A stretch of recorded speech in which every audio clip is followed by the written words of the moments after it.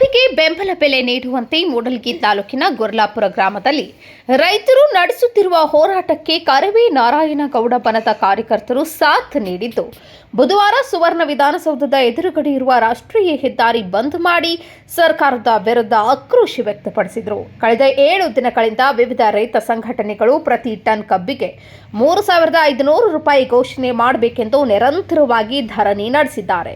ಸರ್ಕಾರ ಮಾತ್ರ ರೈತರ ಬೇಡಿಕೆಗೆ ಸ್ಪಂದಿಸುತ್ತಿಲ್ಲ ಎಂದು ಪ್ರತಿಭಟನಾಕಾರರು ಅಸಮಾಧಾನ ವ್ಯಕ್ತಪಡಿಸಿದರು. ಈ ಸಂದರ್ಭದಲ್ಲಿ ಮಾತನಾಡಿದ ಕರವೇ ಜಿಲ್ಲಾಧ್ಯಕ್ಷ ದೀಪಕ್ ಗುಡಗನಟ್ಟಿ, ಕಳೆದ 7 ದಿನಗಳಿಂದ ರೈತರು ನಡೆಸಿದ ಹೋರಾಟಕ್ಕೆ ಸಂಬಂಧಿಸಿದ ಸಚಿವರು, ಜಿಲ್ಲಾಡಳಿತ ಹಾಗೂ ಸರ್ಕಾರ ಸ್ಪಂದಿಸುತ್ತಿಲ್ಲ. ರೈತರು ಕಷ್ಟಪಟ್ಟು ಬೆಳೆಯುವ ಕಬ್ಬಿಗೆ ನ್ಯಾಯಸಮ್ಮತವಾದ ಬೆಲೆ ಕೊಡಿಸುವಲ್ಲಿ ರಾಜ್ಯ ಸರ್ಕಾರ ವಿಫಲವಾಗಿದೆ. ಸರ್ಕಾರ ರೈತರ ಕಷ್ಟವನ್ನು ಅರಿತು ಕೂಡಲೇ ಕಬ್ಬಿಗೆ ಬೆಂಬಲ ಬೆಲೆ ಘೋಷಣೆ ಮಾಡಬೇಕು, ಇಲ್ಲದಿದ್ದರೆ ರಾಜ್ಯ ವ್ಯಾಪ್ತಿ ಹೋರಾಟದ ಕಾವು ಜೋರಾಗಲಿದೆ ಎಂದರು.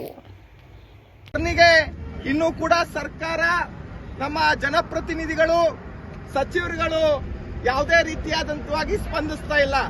ಹಾಗಾಗಿ ಇವತ್ತು ಕರ್ನಾಟಕ ರಕ್ಷಣಾ ವೇದಿಕೆ ಬೆಳಗಾವಿ ಜಿಲ್ಲಾ ಘಟಕದ ವತಿಯಿಂದ ಆ ರೈತ ಪರ ಹೋರಾಟವನ್ನ ಬೆಂಬಲಿಸಿ ಆ ರೈತರಿಗೆ ಕಬ್ಬಿಗೆ ಕಷ್ಟಪಟ್ಟು ಬೆಳೆಯುವಂತ ಕಬ್ಬಿಗೆ ಬೆಂಬಲ ಬೆಲೆಯನ್ನ ತಕ್ಷಣವೇ ರಾಜ್ಯ ಸರ್ಕಾರ ಘೋಷಣೆ ಮಾಡಬೇಕಂತ ಹೇಳಿ ಇವತ್ತು ನಾವು ರಾಜ್ಯ ಸರ್ಕಾರನ ಒತ್ತಾಯಿಸಿ ಹೆದ್ದಾರಿ ತಡೆ ಹಿಡಿದು ಪ್ರತಿಭಟನೆಯನ್ನ ಮಾಡ್ತಾ ಇದ್ದೀವಿ.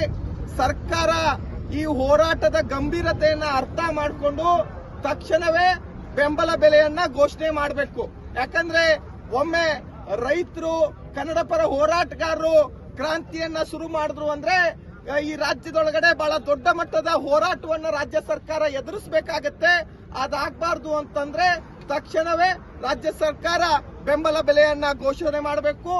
ಇನ್ನ ಘೋಷಣೆ ಮಾಡಿದ್ದಲ್ಲಿ ವಿಳಂಬ ಆದಲ್ಲಿ ರಾಜ್ಯದಲ್ಲಿ ಅನಾಹುತಕ್ಕೆ ನೇರವಾಗಿ ರಾಜ್ಯ ಸರ್ಕಾರ, ಮಾನ್ಯ ಮುಖ್ಯಮಂತ್ರಿಗಳು ಹೊಣೆ ಆಗ್ತಾರೆ ಅಂತ ನಾ ಈ ಸಂದರ್ಭದಲ್ಲಿ ಹೇಳ್ತಾ ಇದೀವಿ.